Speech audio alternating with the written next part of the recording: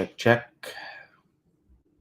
What's up, guys? Gonna be waiting a few moments here to build some audience, and we'll start our normal thing here.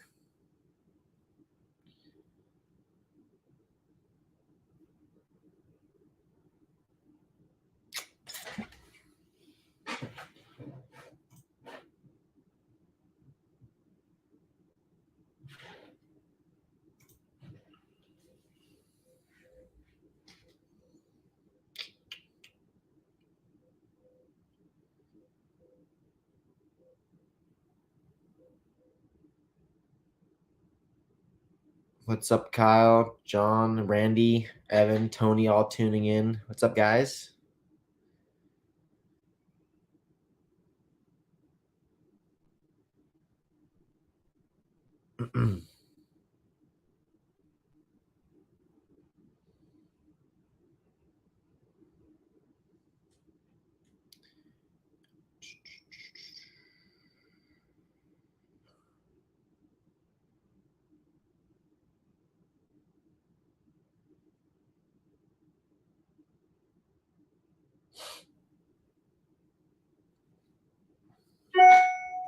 Alrighty.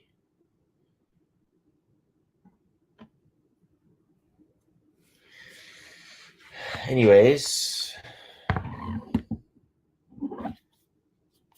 looks like we are clear to go. Everyone want to check the audio on this for me, please? Give me a thumbs up if everything's good to go, and we'll get kind of started here.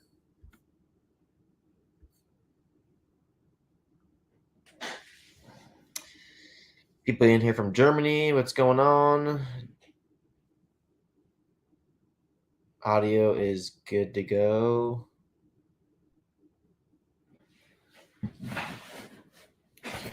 Sweet. I have a bag in my way here. Alrighty. Corey Cliff in the house. So anyways, we're going to be talking about several different events that I've done this month.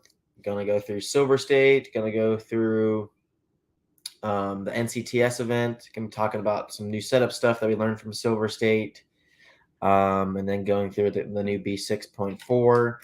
And then my upcoming trips. I actually leave Tuesday to go to Spain for the World's warm-up, which is actually pretty exciting. Me, Richard, and Jason Rona will be traveling all together to go do some testing and learn on the World's track out there in Spain, which is going to be pretty exciting. But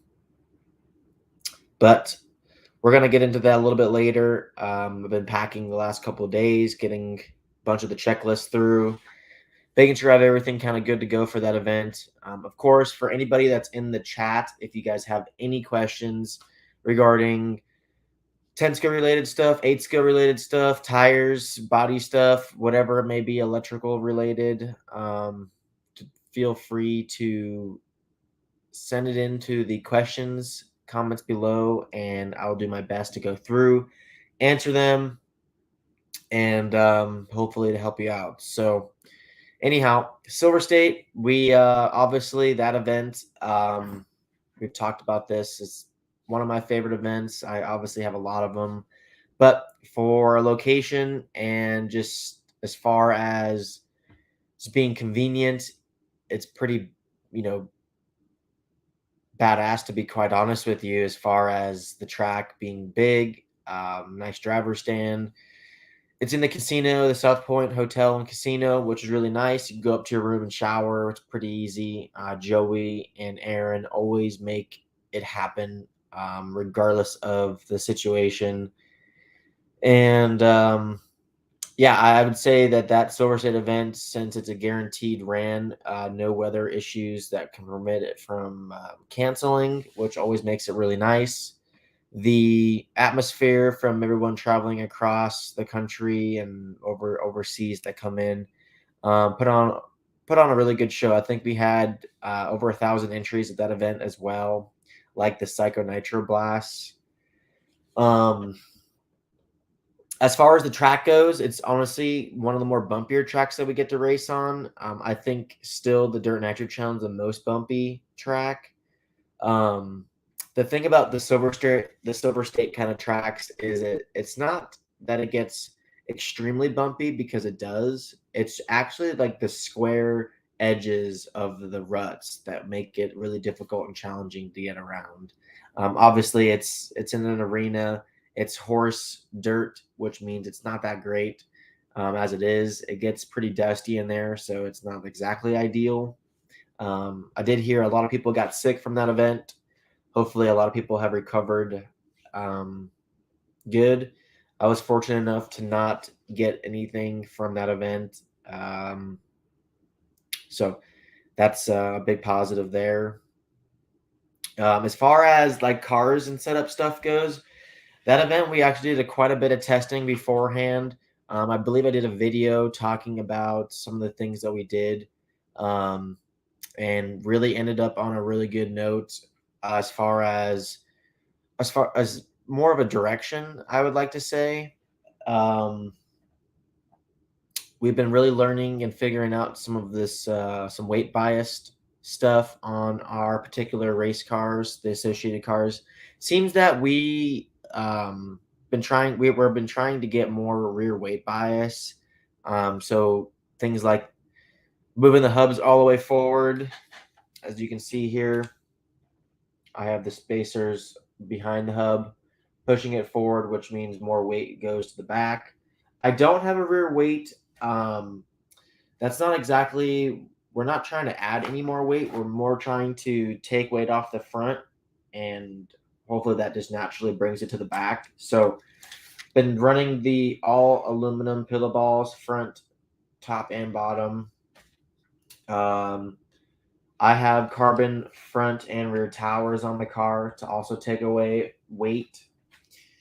Um, Another thing that I did, particularly on the Silver State setup, was I actually drilled the rear arm, the little nub right here, and pushed the arm further forward by 1 millimeter.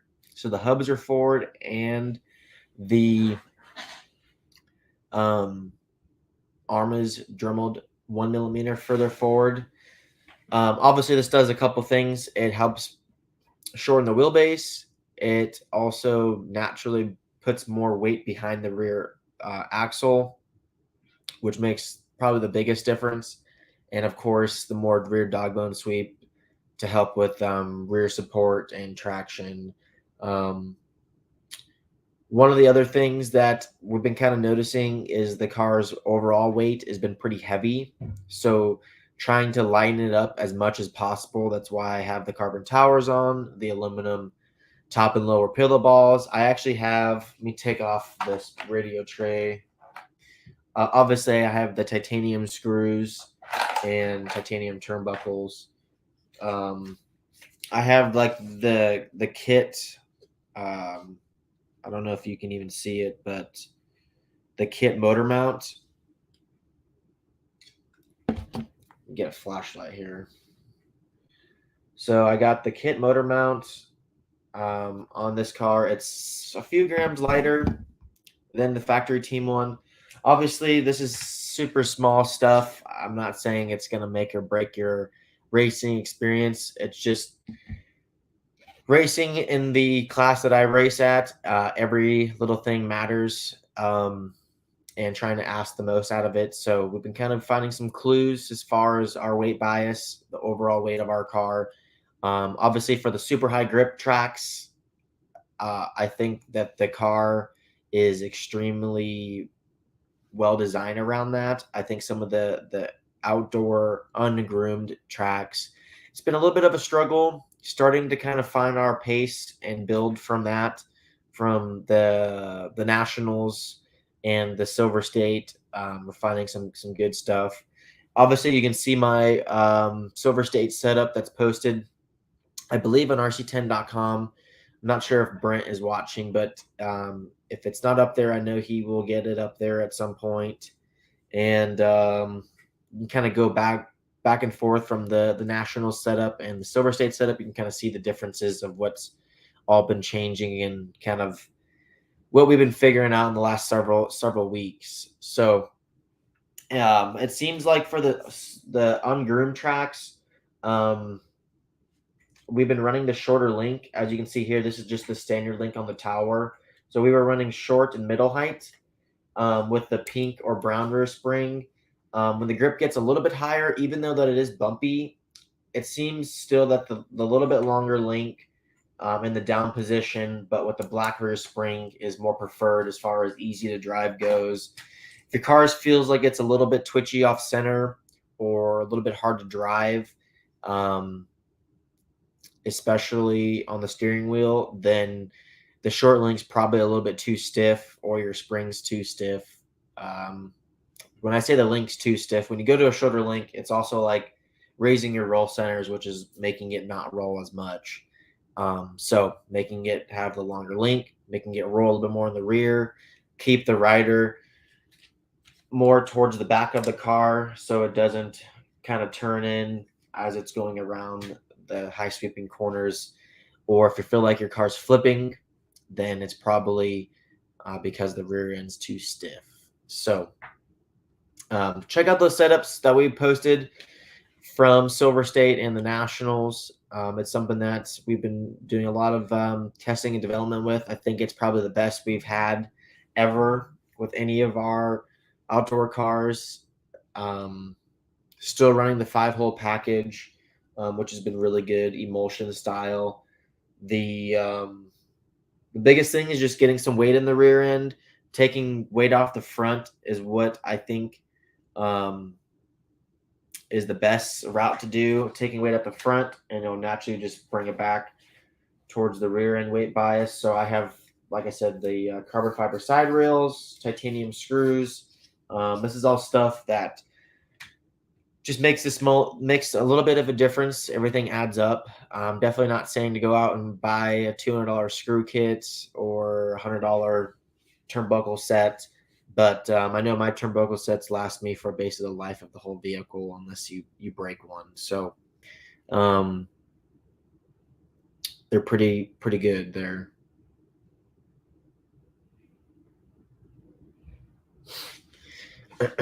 So if you guys have any questions in the chat, don't forget to comment below. I'm going to go through some questions now. We were just talking about some Silver State stuff. So people in here from the UK. What's up, man? Hopefully I see you at Southern Nats again. Your biggest fan. Colton wants to see you race again. What's up, Jeremy? Unfortunately, I am not going to be attending the Southern Nats. It is actually on the same weekend when I'm traveling to Spain for the World's warm-up. So I personally won't be attending. Me or Richard won't be attending. I believe as far as like the associated support, we're just going to have Lee Sester and Julian attending from us. And then, of course, the local guys there. They'll be there kicking butt. So definitely will probably be next year on the Southern Nats. Obviously, I wouldn't really miss it if it wasn't on the same weekend as the World's warm up. But we have some priorities to handle over there in Spain. Figuring out some stuff for the Worlds. It's a big commitment for us. Everyone at Associated is in it to win it. So obviously, we have some good teammates over there in Europe to bounce some ideas off of with Davide. A few of the local guys there are going to be attending, so I'm pretty stoked to see the kind of different racing out there. It's basically going to be my second or third time traveling out of the country racing some 8 scale, so not too shabby. So is the new 8 scale buggy much better than the 3.2? Honestly, out of the box, it's dramatic, big difference in performance. It's definitely one of the biggest things that people say when they got our new B4 point, or it's just the B4, I guess. The biggest thing is just essentially the new front end stuff that we did, the new chassis design. Obviously, the rear end stuff, as far as geometry goes, is is basically the same. The only thing that's really different is the front, upper, and lower rear arms. Um, and then we updated the gearboxes. So yeah, it is a pretty big difference. How are you liking the new ADOS engines?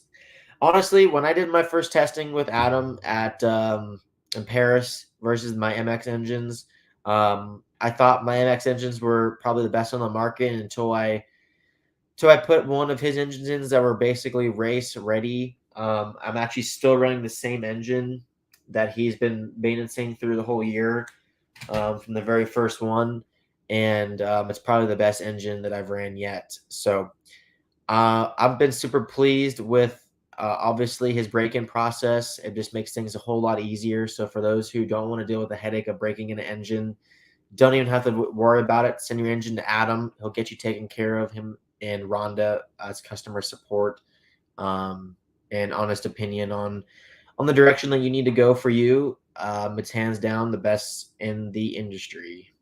So that's a wrap for the engine stuff. I can't really complain at all. Had plenty of power, nitro buggy, insane power for truggy. Runtime has been pretty good. Really can't complain.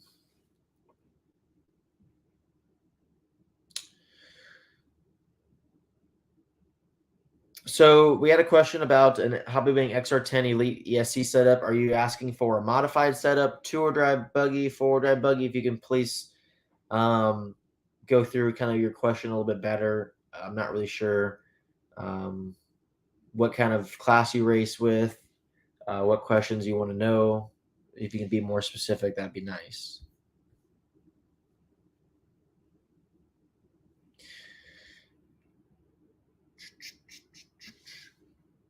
You want to get the max performance out of an XR10 Pro Elite. The biggest thing about the frequencies and throttle rate is running it kind of maxed out. So the throttle rate's always at 30, and then the frequency is always from like 4 to 8 range on the throttle, and then 2 range for the brake. Everything else, a brake setting is more of a personal preference. The throttle settings is definitely pretty standard to get the most fuel out of the 17.5 buggies.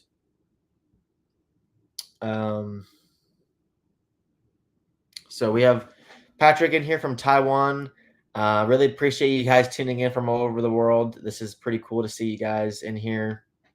We got Davide in here tuning in. I know he's in Italy now watching the Formula One race, which Ferrari seemed to got the short end of the stick there, so that's unfortunate. Randy, have you tried the 4S Shorty Packs e-buggy? A lot of drivers have told me they like it better than the saddle packs. Honestly, I've been running the saddle pack style. I think that's probably the most preferred for me. I've ran several different configurations beforehand when we did all our testing. The saddle packs, the most equal balance.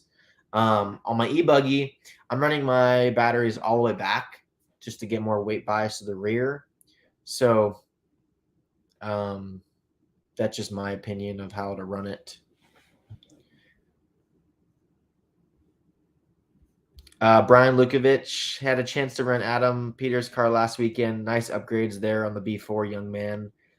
Thanks, Brian. I know you're a hardcore AE fan. We do definitely miss you. Obviously, I believe you're running the Hot Bodies car, which is a great car. I don't have anything against you doing that. Obviously, if you have any questions regarding anything, no matter what car you run, I will be here to help out. So, thanks again for being a fan, still as a fan, and supporting the hobby.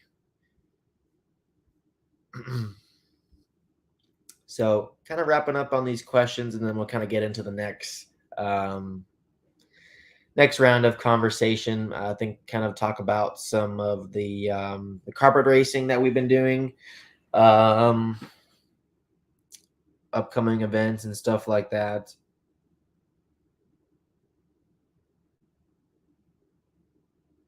Okay, yeah. So the Silver State setup will be posted hopefully soon. I know thought it got posted, but maybe it was from a different event. Let me just double check something. for you guys.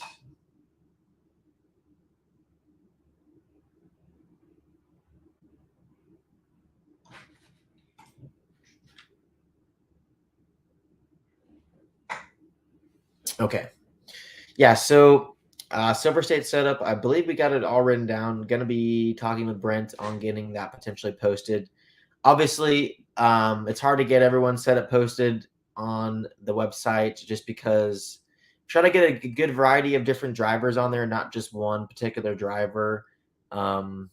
So I might end up just posting one on my personal page of some sort, or maybe we'll just get it posted as well. Um, so as far as that goes, we'll figure that out. Um, Trying to think if there was anything else on the latest and greatest setup stuff. Obviously, we've been running hubs down on that end for good most traction conditions. As you can see, we're running the new style air filters. I've been testing out the Clinic air filters, which have been working out pretty good, especially here in Arizona with dusty conditions. Um, uh, Basically, ran the same one the whole time at Silver State, and I blew it out afterwards with the air compressor on low PSI to help with everything.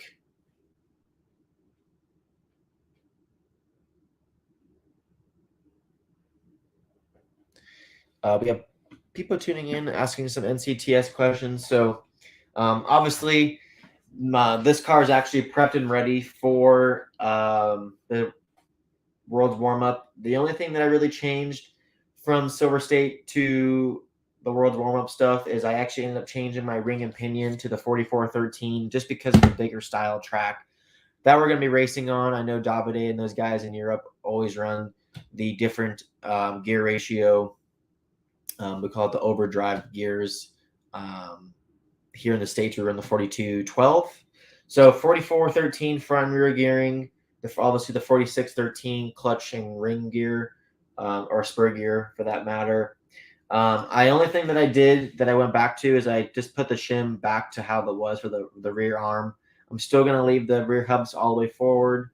I have a 2.6 rear bar, 2.1 front bar, gray front spring, black rear spring for the Euro style track. Kind of see how the traction is and figure out the tire stuff. Not exactly sure what kind of conditions the track's going to be. From my understanding from watching a few years ago, the track looked like it had pretty good grip. Talking to my associated teammates, they were saying that it was one of the more slipperier tracks that he has raced on. So kind of a little weird kind of seeing the different results from watching versus maybe reality. And we'll kind of get that experience when we get there on Thursday, I believe. So yeah, I'm pretty pumped on that. Kind of put away the Nitro Buggy. I actually have two cars. Built one with my my normal setup that I run out here, and then I have a different built car with a more Euro style built setup, kind of around Davide's starting package. So that's it for the Nitro talk until we kind of talk about maybe the World's warm up a little bit later. But the B6 talk. I have my dirt car right here that I haven't built up yet, believe it or not. It's been a crazy last few months, to be honest with you. I actually got this kit just before Silver State to build up. But after Silver State, I had to get ready for a carpet event. So still got to build my B6.4D. Got to put all the bling bling parts on it. But I got my carpet car from right out of my carry-on bag right here. It's nice and small and petite versus my Nitro car. It looks pretty cool, actually. Kind of talk about the new body design. Obviously, I will probably be running a J Concepts body at the Nationals. I did some body testing and preferred the J Concepts F2 body. I believe they're going to be eventually making. I know for sure you can get your standard F2 body to fit, no problem, but some of the front end stuff you might have to trim out to make it fit inside the top deck. So this body was pretty good. This is actually the ones that come with the body aren't a lightweight. So this is definitely more on the heavier side. And I highly, highly recommend you getting a lightweight body to run on your carpet car or dirt car. So really remember to try to get one ordered. If you haven't already, maybe if you haven't paid to have your painter paint the kit body, might want to wait on that and maybe paint your kit body a solid color, and you don't want to waste money on the lightweight. Or excuse me, you don't want to waste money on painting the standard heavyweight. I wouldn't even call this heavyweight. This used to be what they considered lightweight back then, and then until we have the new stuff that we've had the last 5+ years. So, good reminder on that. Gonna be going over some key things that I did. As you can see, kind of my general layout. I actually did a video which I'm gonna try to put in the comments. Basically, a complete walkthrough download video from the NCTS event, talking about my personal B6.4 carpet car, full under the hood video talking about all the new features. Anybody that has any questions on the new shocks, the new chassis design, the kick up, the steering assembly, the rear end stuff. I'm going to put that in the comments actually right now.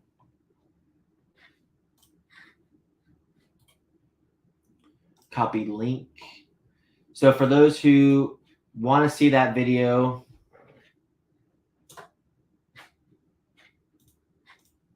I don't even know. I believe it worked in the comments. So that one, it's a bunch of ramble stuff. I'm not sure why it shows all that, but click that link if you can. Basically, it's my latest YouTube video. It's a really nice video that me and Hannah did from J Concepts talking about the B6.4, when and where to run the dirt car and the carpet car, generic questions like that. Obviously, going through more in depth of the new features of the new car. And kind of my Velcro kind of moved. Hopefully answering the questions that maybe when you saw the car release that you had that I might have answered. So check out that video if you can.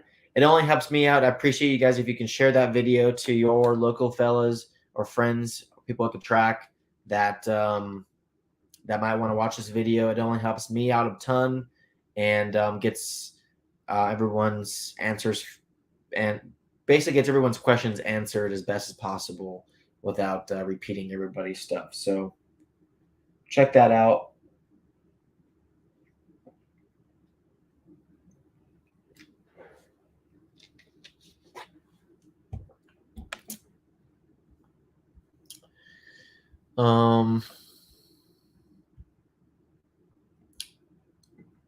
Thanks, man. Appreciate you tuning in. Always a pleasure seeing you guys tune in on here. So we had some questions come in. I was looking at mine and Brent's setup, yours and Brent's setup sheet from Northwest Hobbies, and I noticed you guys are running the same weight front and rear oil in the B6.4 with the 13mm shocks. I noticed the position combos which were different for both of you guys, but you guys like the consistency of the shocks with the same oil weight.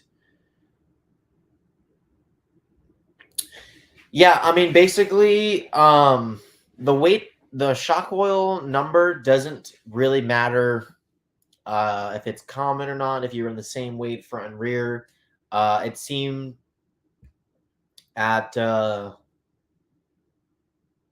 for particularly this situation at Northwest Hobby, since I was running a much bigger hole in the rear, 2-hole 1/8, it needed a little bit of thicker oil, but also in the front, I had 2 small holes, 1.6 millimeter, but I had an additional 1.1 hole. So the front was actually a 3-hole piston and the rear was a 2-hole. So honestly, it's almost very similar of how it affects. Obviously, in my opinion, the 2-hole 1/8 has less pack, so it needs a little bit more oil. The front end always needs a little bit more pack because that's the first thing that's hitting the jumps and stuff like that. Um,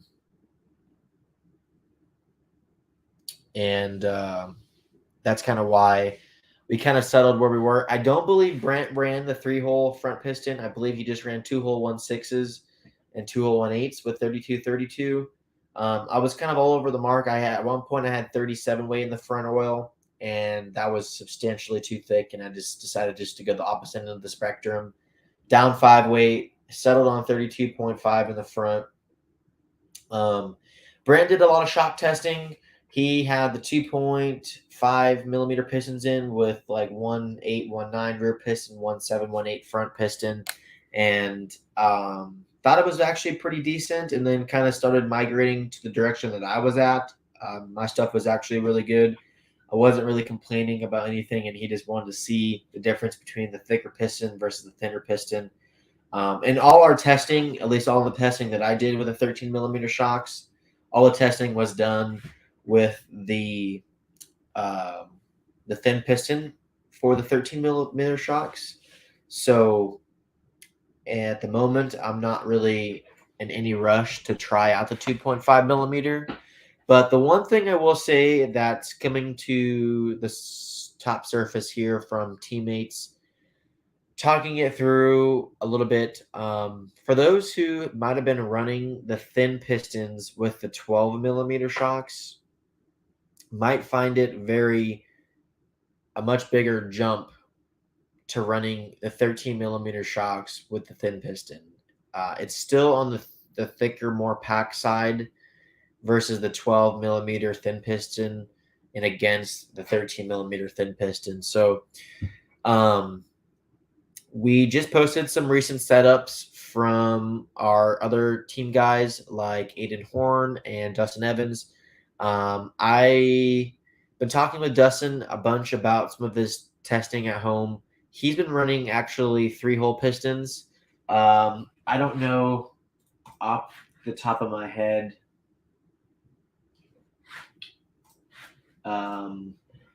He's been running a much bigger 3-hole piston package than what I ran on carpet. So for him, it was a much bigger gap to figure out a comparison to his 12 millimeter shocks with a thin piston versus the 13 millimeter with a thin piston. So Dustin Evans set up from his local track. He's been running, the front piston has been 2-hole 1/6s with an additional hole of 1.5. So that's 0.4 bigger than what I was running in the front. He's running his with 32 weight. So his car on the bench statically feeling is dramatically less dampening than what I'm running for the carpet. So obviously it's a little bit different for carpet. His rear shock package was 2-hole 1/6s with an additional hole 1.7. Which sounds super, super crazy to me, but to be honest with you, it makes a pretty big difference from jumping from the 12 millimeter pistons with the thin, or the 12 millimeter shocks with the thin piston, going to a 13 millimeter body with a thin piston. So statically feeling, it's a big difference. Definitely recommend checking out Dustin's setup. That might clarify some information from your local running where you were with the other shocks. So check out that. I think it's a good place to start, honestly, and see where everything's at.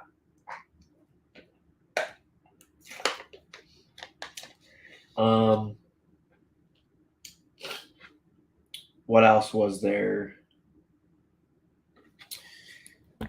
So, for me personally, I'm probably going to start with my traditional shock package, the 1617 front piston in the two-wheel drive, and then the 17 rear piston with an additional hole 1.1.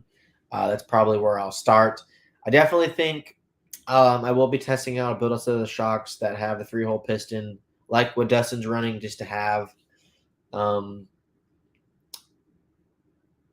it seems like we're going to be a little bit all over the place for the first several months with the shock stuff. I think even at that, all the initial testing we did, it was not even close of a difference better with just switching the shock bodies. Definitely can't complain at all there. So obviously, I've been running the 13 millimeter shock bodies in or on my four-wheel drive. That's what I ran at Northwest Hobbies to get the big win there. The only thing that you have to do is run the 23 millimeter shock shaft in the front, and then obviously I had to switch my rear tower to the short rear tower on the four-wheel drive because I was running the longer bodies for the four-wheel. So definitely check that out.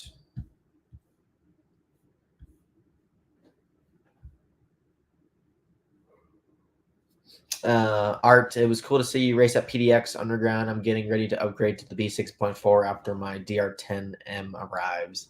Heck yeah, that's going to be pretty cool, man. If, of course, if you have any questions, don't feel shy to reach out to me or any of the team guys, me or Brent, Dustin, Cole, or Aiden, Lee. All these guys will be here to help you out as much as possible. So. What do I do with the old tires after a race weekend? I want to try making a tire all like a full size track. Honestly, I after an event, sometimes I end up giving away some tires to some of the local guys or kids that race. Sometimes I even give them back to our tire sponsor to bring back home to give back to their local guys, or I end up taking them back home if they're in good shape for me to practice with. So. It's kind of difficult. All these tires are expensive, and we try to get the most out of them as much as possible. What's the planned tire for the world's warm up? Honestly, we don't know. I brought a bunch of blue stockers, some rehabs, some reflexes, a little bit of everything. I know we had shipped some tires there for us to test with. I think for sure it's going to be a big learning experience. Hopefully, we get all our product there in the first place. So, kind of play it by ear. People in here from Greece, what's up, man? Thanks for tuning in. Awesome to see you in here.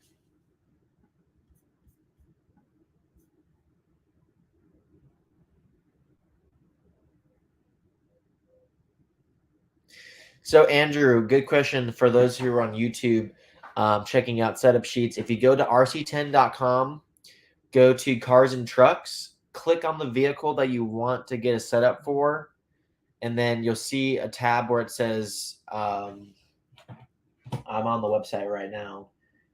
Basically, say manuals and setups, scroll down, and then you pick the driver that you want to copy the setup or a track condition that you run on. And that's really about it. Spencer, come back to Loganville for the RC complex soon. Honestly, I would totally make a trip out there. Jackson's been getting me some updates on some of the races out there. Loganville is one of the better tracks that I've raced out that way. It's big. Last time I was there was actually a little bit smaller. They expanded it, added a lot more dirt. So I'm sure it's pretty insane now with the different size and more dirt. I'll have to plan a trip there hopefully soon with just the busy schedule. Is there a new four-wheel drive coming out this year? Honestly, I'm sure we are been working on some new stuff. We always are. Some of the testing stuff. I mean, you guys know the routine. I can't answer any of those kind of questions. Um, I'm sure the next question is when we'll see the B7, and we just released our B6.4. So I have no idea. I don't know if it'll be a B84, B94, B8, B10. I have no idea. So um, my job is to drive, give some feedback to the engineers, ask for new things if we need it, help out my local teammates, help out the local customers, do the best I can to provide the information with these guys and have some fun. So um, that's really about it. Travis, are the 13 millimeter shocks a must have on the B74? Yeah, it's absolutely a must have. Not even a question. Going to be pretty much irrelevant at some point for the entire industry. Um, I'm actually shocked that no one else has really have done this. I know Schumacher has a little bit of a different size shock than the 12 millimeter. It's not quite a 13 millimeter shock, I don't believe. Um,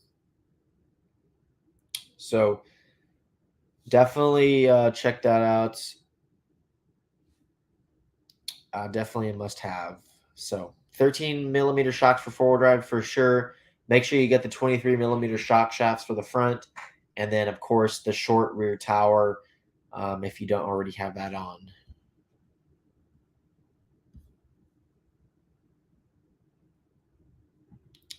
Kevin, tuning in. Thanks for your amazing support, Spencer. I've just built my first ball diff using your video as a guide.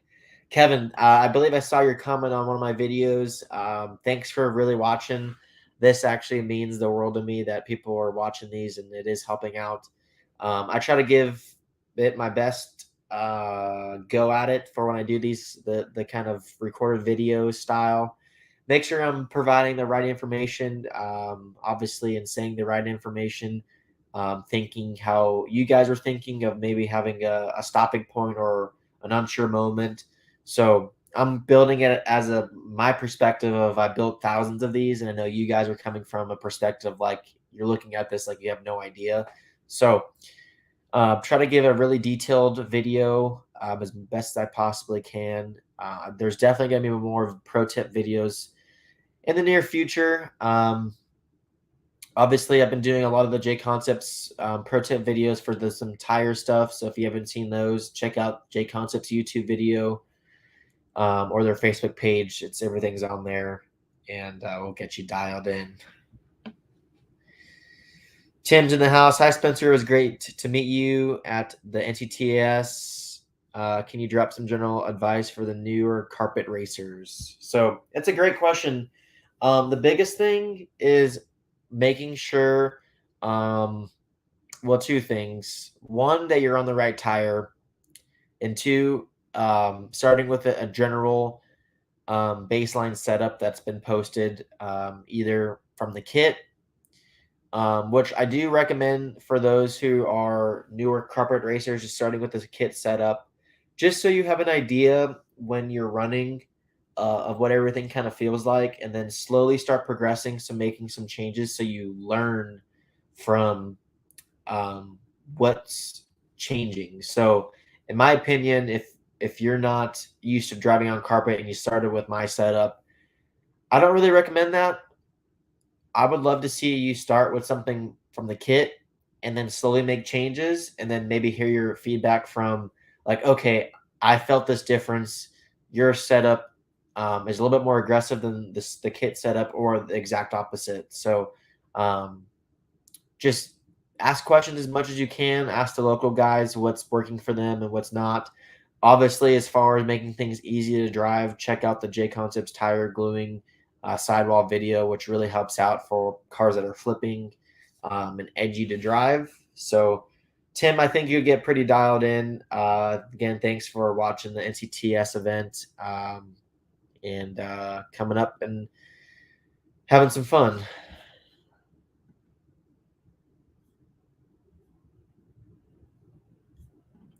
So I think my setup from 702 has been posted. If it's not posted, I know the B6.3 setup is basically the same thing minus the shock package. Check out rc10.com. I think a lot of that stuff has been posted. So why do I run 23 millimeter shock shafts in the front? That is because of, I assume you're talking about four-wheel drive because the shock tower is a little bit taller and they need the longer shock shaft to bring back the droop. So that's kind of exactly why I run the 23 millimeter shock bodies in the front.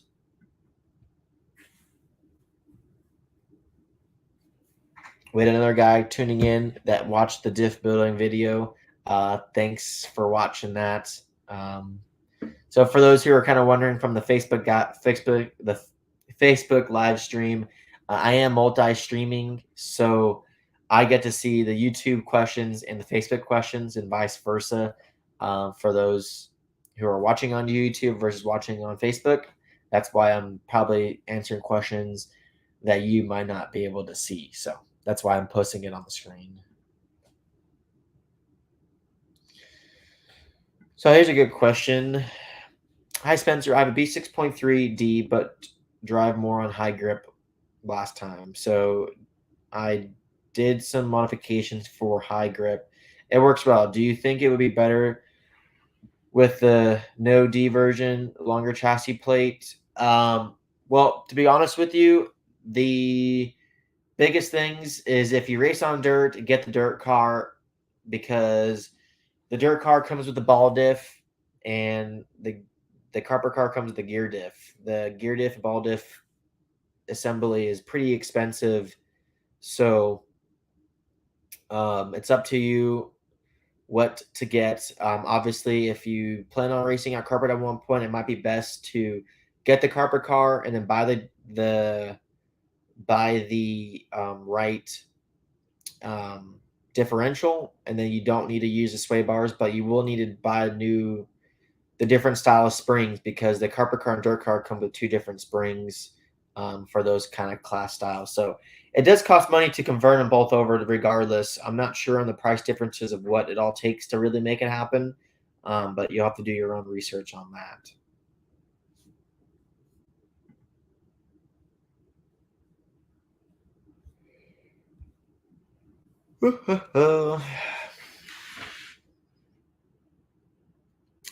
Is there a new Truggy coming along? Again, I can't answer those kind of questions. Um, it's kind of common sense, I would imagine, since we have our new B4, at some point we'll have the same generation style Truggy. I'm actually running at Silver State. I ran some prototype stuff on the front end, which I'm sure you guys all saw from Facebook posts and stuff like that. Um, yeah. Chris, are you coming to the Florida Carpet Championships in November? Honestly, I don't 100% know. Don't think I don't think I can answer that at this time. I'd like to go with the Worlds being in September. There might be some time when we get back. We might have to readjust on some of the events that we're going to be doing. So I'm not sure 100%. Will I do any of on road racing? I don't think so. I did one race only. I did the Reedy Race of Champions at the Tamiya track, just to get it out, just to get it check mark off my list. I ran the open class. I had basically one time experience there running. I qualified second, finished second. I won one main, A main number two, and finished behind one of the Japanese kids that ran the Osmatics car, which was pretty cheating at the time. So I'm pretty happy to finish in the second spot. I really wish I would have kicked that guy's butt in the last main, but he didn't make any mistakes, and that was just the best I had. So obviously, Randy Castor helped me out with that particular car build, and that was really about it. RC Racer from YouTube, what's your go-to tire for the slightly dusty conditions or loamy track conditions? As of recently, it's been like our new Recon tire. That's not exactly out yet, but as a comparison, the Stalker style is basically the next best thing for sure, or a blocker, depending on kind of the style. At times I really like blocker, and sometimes I like Stalker stuff. So um,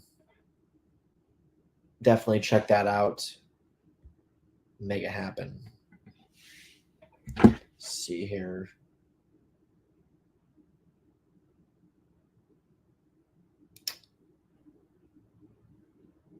Okay.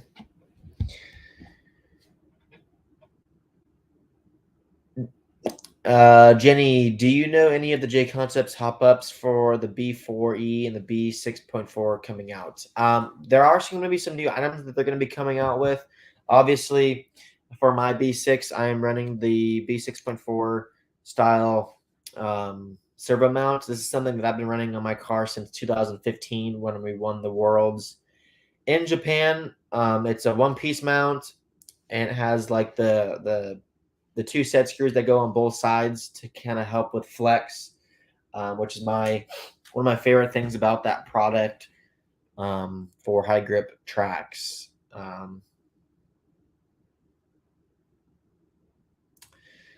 What about plastic gears in the gear diff for the B6.4 stock racing with 13.5? I don't even know if we have the plastic gears. I think the tour dive gears and the forward dive gears are different, so I'm not 100% sure if we have that option to do.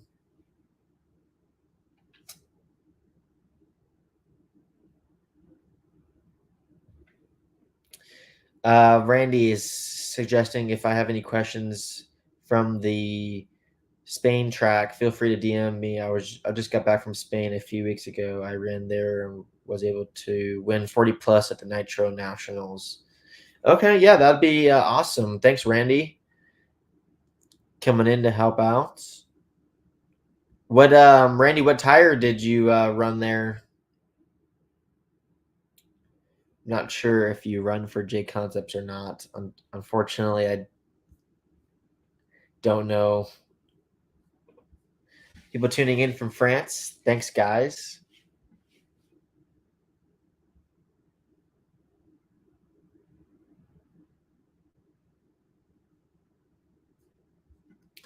So this is a frequency asked question here. Do you prep any different from qualifying versus main stuff? Honestly, as far as tire prep goes, like I always double glue my tires. I always make sure that they're always double glued to make sure they're not going to have any tires coming off at any time. As far as the tire bead goes, preparation wise, traditionally I start with a new clutch for 8 scale. I don't know if you're talking about 8 scale or 10 scale, but more 8 scale related. There's a different process of how that goes, and then for the main, we kind of go through the car, change out the bearings if they're needed, go through the clutch, change the glow plug. There's just some stuff for 8 scale that's a little bit more in depth of what you need to do to make sure that you're good to go.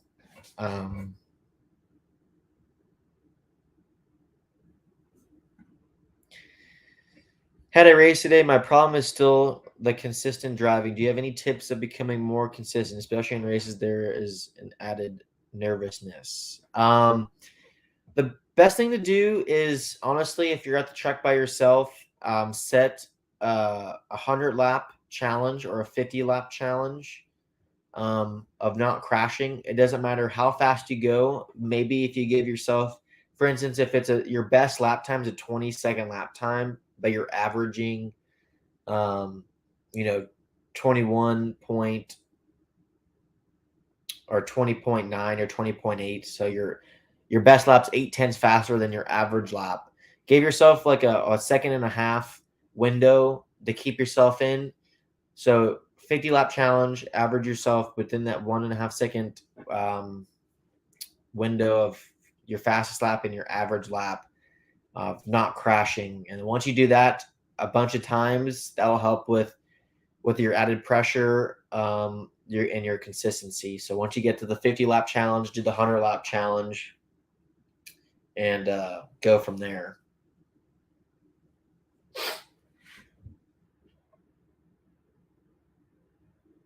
What's the longest track I've raced on?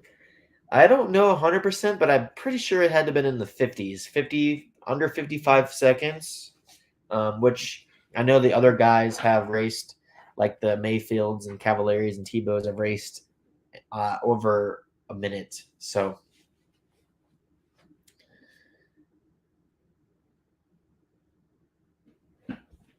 let's see what else we got here.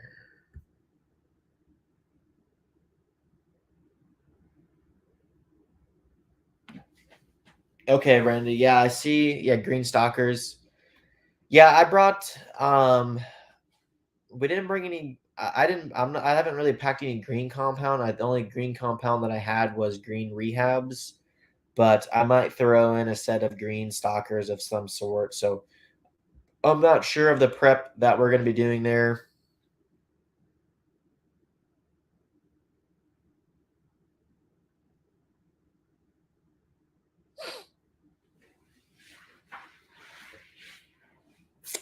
Let's see what we got here.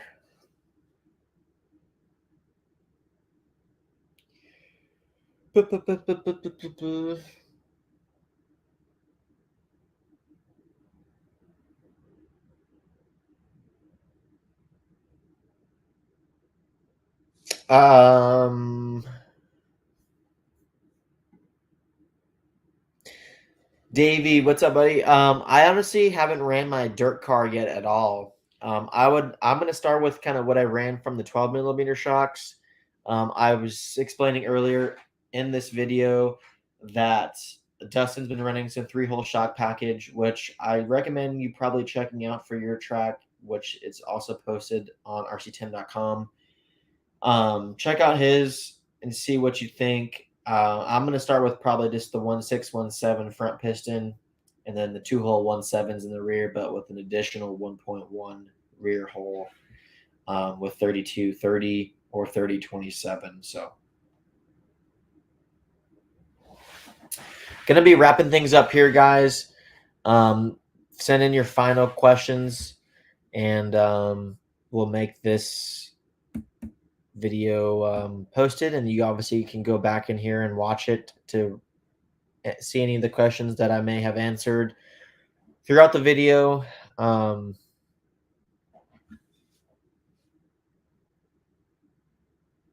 I have not got my silicone camping cup yet. I haven't even got a chance to do anything like that. I've been prepping and packing for this 8-scale Spain World's warm-up trip, which I'm pretty excited about. Spencer, any idea of what you do when your rear end's getting loose, oversteering extremely on exit or slow corners? The best thing to do is probably, sounds like the rear end's super stiff and rigid, which is putting a lot of pressure on the front tires and it's driving from the front. Best thing to do is soften up the rear end. Probably need a softer rear spring or lowering the rear roll center of some sort, maybe the hub height, or drop a couple of spring rates would be the first thing to do. And then if that gets the balance back, but you still have a little bit too much steering, if it's a 4-wheel drive car, you can go down, go up, in the front diff oil, or go. And it also depends if it's an 8-scale car. If it's off power, you can go up in your center diff. Basically, I tune my center diff on an 8-scale car. If it's too edgy off center, I go up in the center diff. And then if I need more 180 steering off power, I go down. So,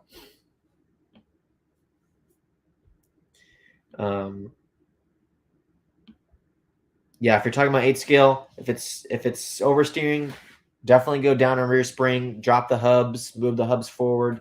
Anything to get more weight on the rear tires to help with keeping the rider from not flying over the handlebars. But anyways, guys, that's enough time for me. My time ran out.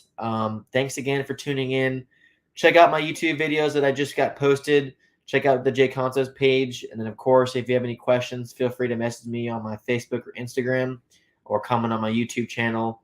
I appreciate you guys tuning in. We had, I think, as much as 90 people in at one point.